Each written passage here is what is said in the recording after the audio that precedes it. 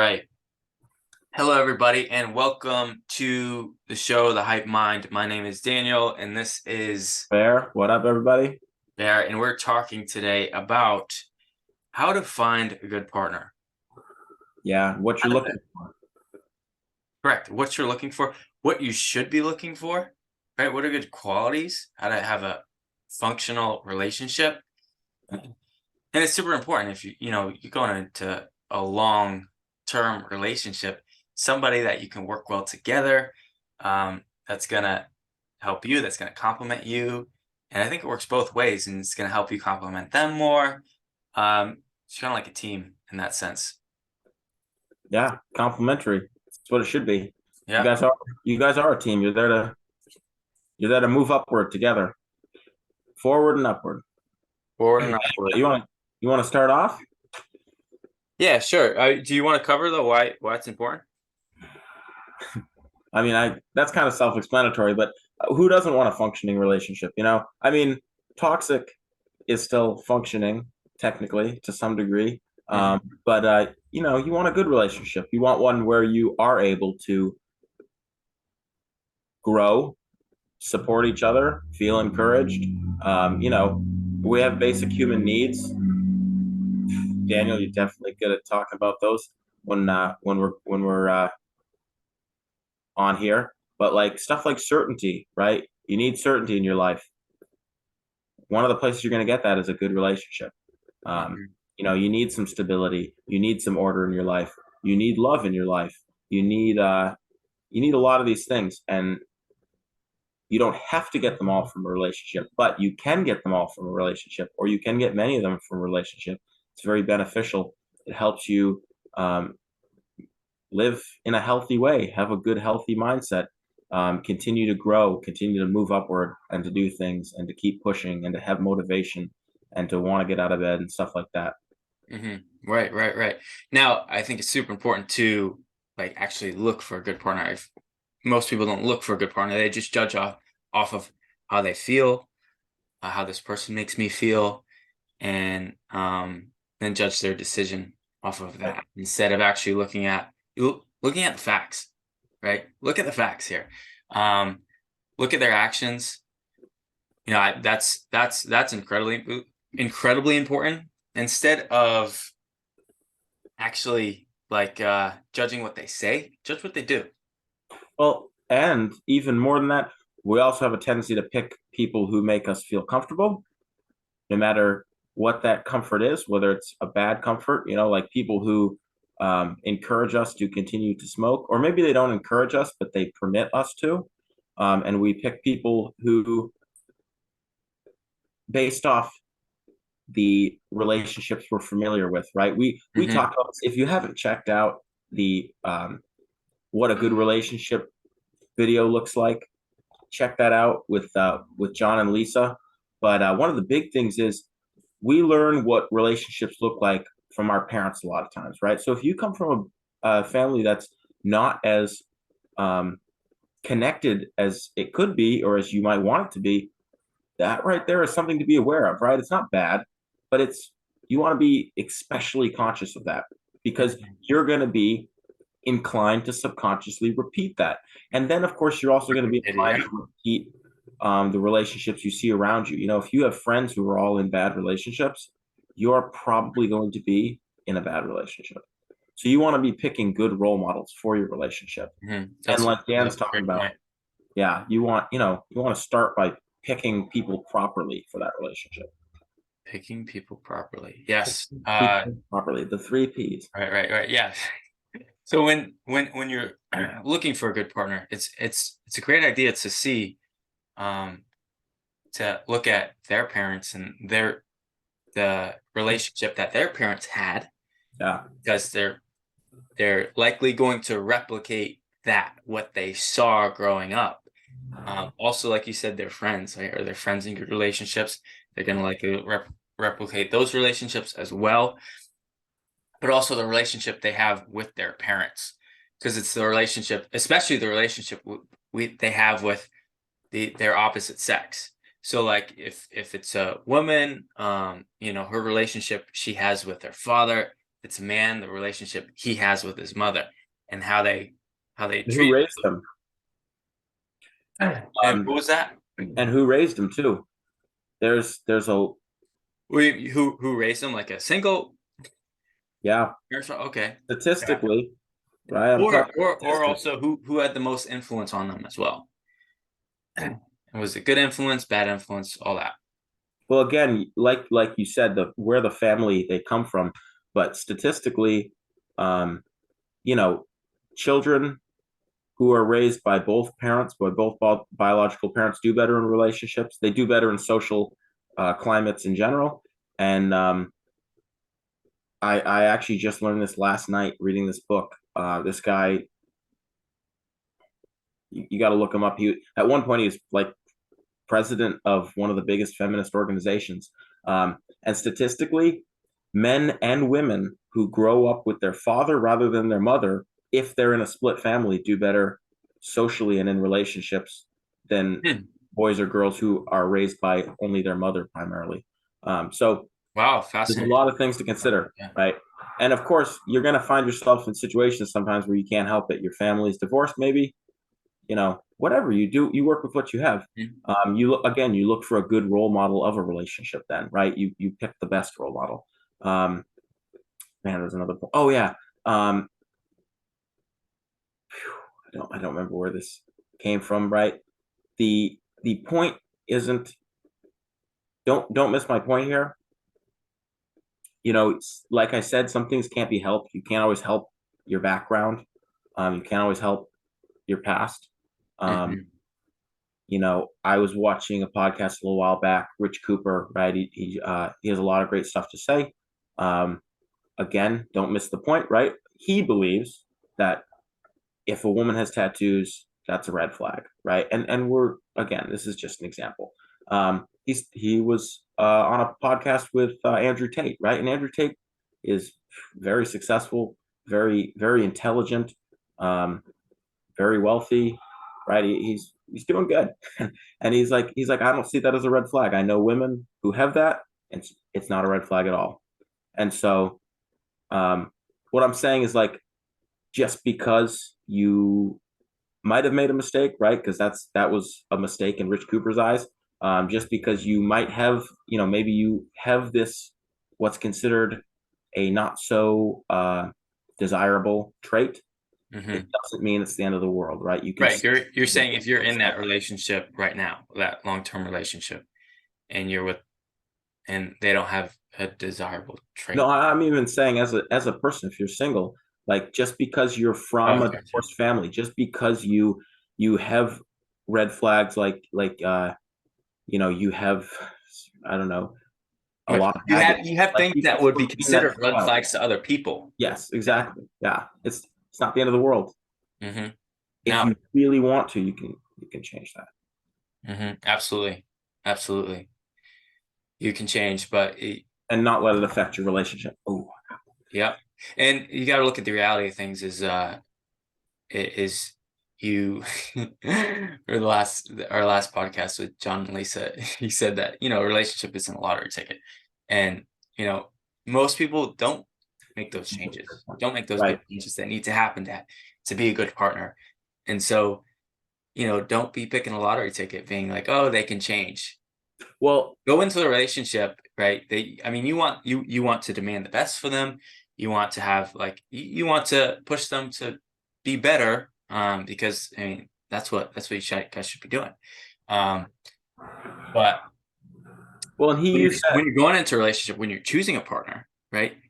Choose them, choose them off of those qualities they have right now, and don't expect them to change. Don't expect this this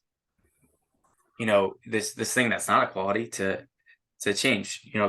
Go in there and just think about choosing wisely, choosing good qualities, and avoiding red flags.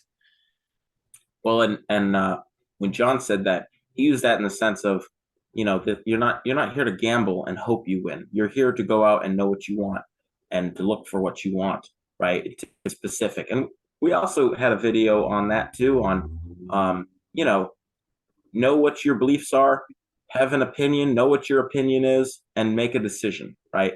Be clear. Like, just do.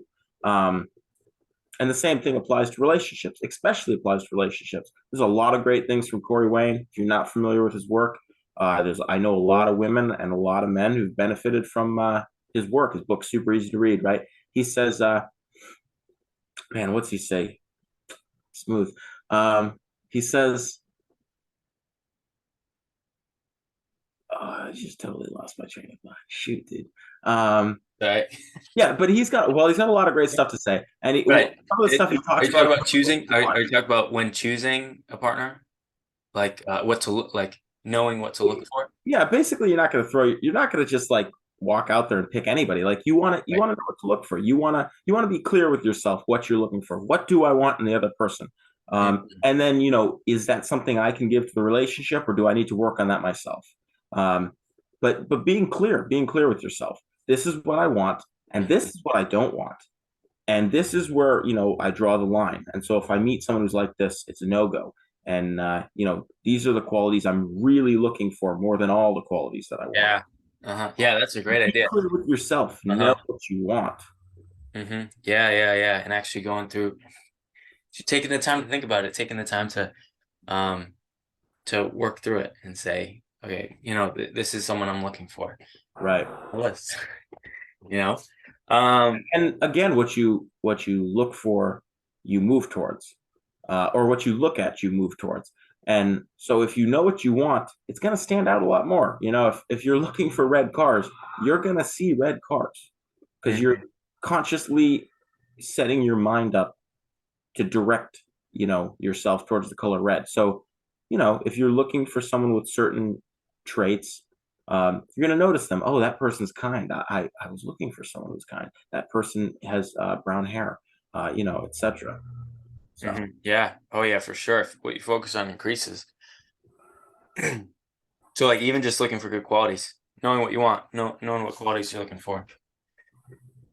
Next thing is timeline. Like, when you're dating, when you're vetting, how long should you be doing that for? And then why is that so important? I mean, dating is a funny word because it kind of has two meanings. Like you could be in a labeled relationship and dating someone, and you could be out of a labeled relationship where you're not exclusive and still be dating someone. Technically, the minute you start, going out with that person, you're not in a relationship, but you're dating them. So it's like, ooh, gotta be careful. Right. The words you use. I see what you're saying. But you want to take your time, especially as a dude. Like women fall in love slowly, so you need to take your time. Don't rush things. Don't be. But I would say you shouldn't be labeling your relationship for at least 1.5 minimum to 3 months, and then that's enough time to safely be like, okay, I'll date this person and actually be in a labeled relationship. And then, of course, it's a progression. The whole time you're there to see if this is someone that you see yourself growing with and that you're okay with giving yourself to. Right. Yeah, it's so easy to get carried away. So easy to get carried away in this emotional roller coaster when you pull yourself back and you actually look at the qualities and you'll see that in both of yourselves. You'll have been going out for 2 weeks and they'll be like, oh my gosh, so what are we? And you'll be like, wow, that was really fast. Or you'll be like, let's hang out tomorrow and the next day and the next day, and you'll be like, geez, this is you're getting like Dan says, you're getting caught up in the emotional roller coaster. Am I lagging? No, you're fine. I hear you fine. Good. It's like a little background noise, but it's not that bad. But the thing is, that's probably the traffic. I'm like Corey now. Look at that. You can hear the train go by. But the thing is, the whole time you're there to continue to get to know that person, right? So obviously you're not going to fully get to know someone. It could take a year, so you don't want to be you don't want to label your relationship right off the bat. And then even after you do, you know, from my point of view, the final step would be marriage. Um, but like even once you guys are in, let's say, an exclusive um, labeled relationship as boyfriend and girlfriend, you're still continuing to get to know them. It's like that's not the do all end all. You're gonna continue to be like, oh, this is I didn't know that about them. I did know this about them, right? Because obviously that's what breakups are for. Um, and that's you want to do all that before you get married because you want to avoid divorce. Why would you want to go through that? So Yeah. What was I gonna add to that?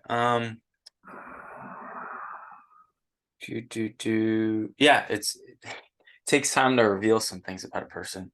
yeah, Also, I want to see the bad side of something, the ugly side, that the side of them where things aren't going their way,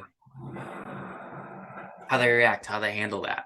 And I think that's very important to and before you choose them as a partner, you get married, um, and so forth. that'll almost always have an occasion to show itself at some point. In probably within a 6 month period, if you're just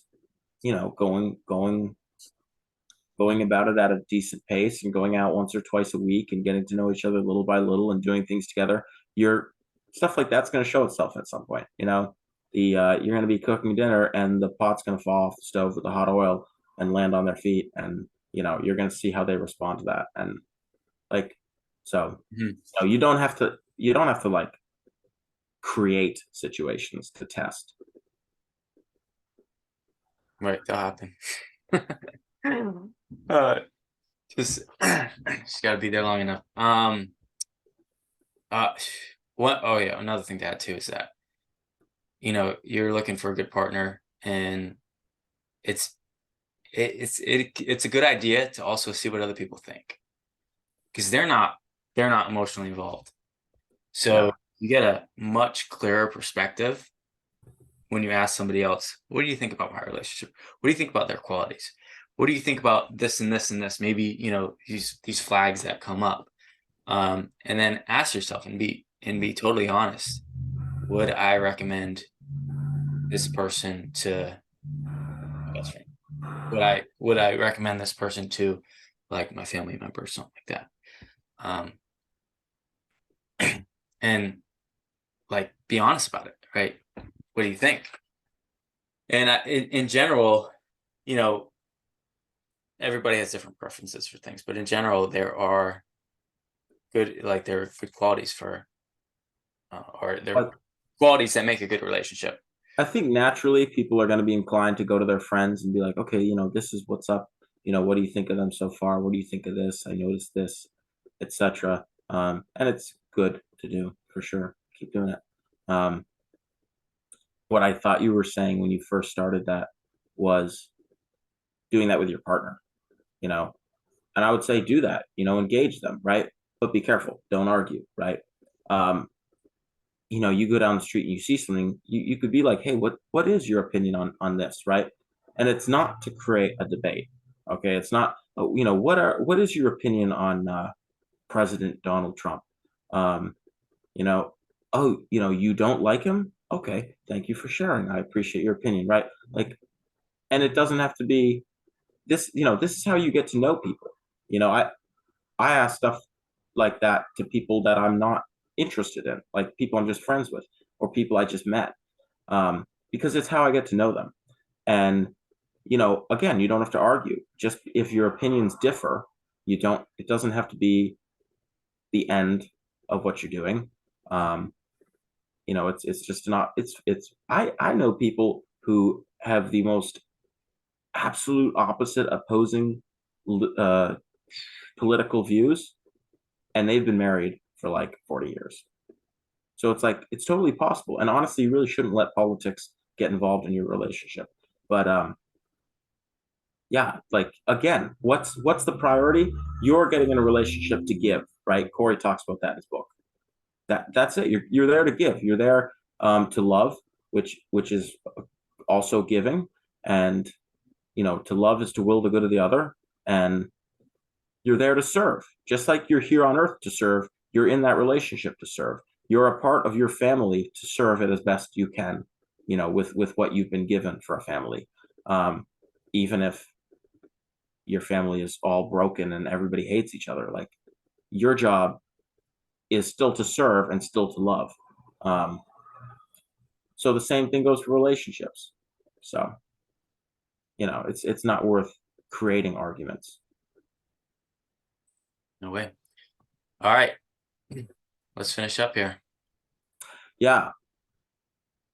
Do you have a final thought?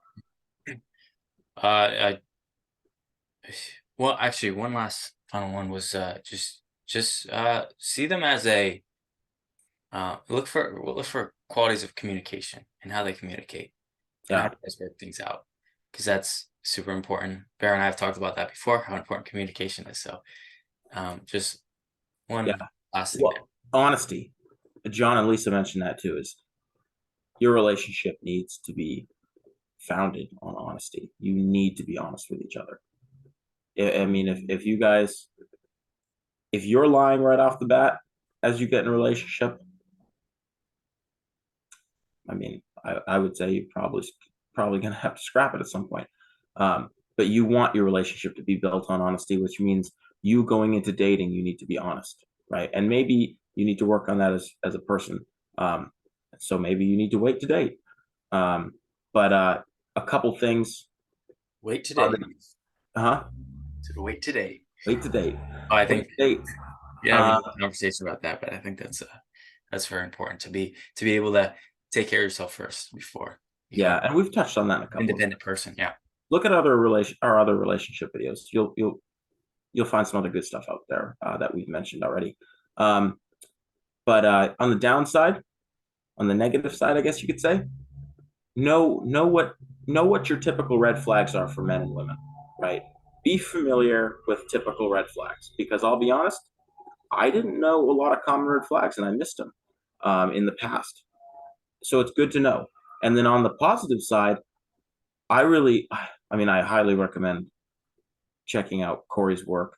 But one of the things he recommends doing is creating a sheet, right? You 30 things you want in your ideal partner and 30 things you don't want in your ideal partner. Then you pick the top of both of those lists, the do's and the don'ts, wants, and you look for people who, they don't have what you don't want, and they do have as close to those 10 things of the things you do want.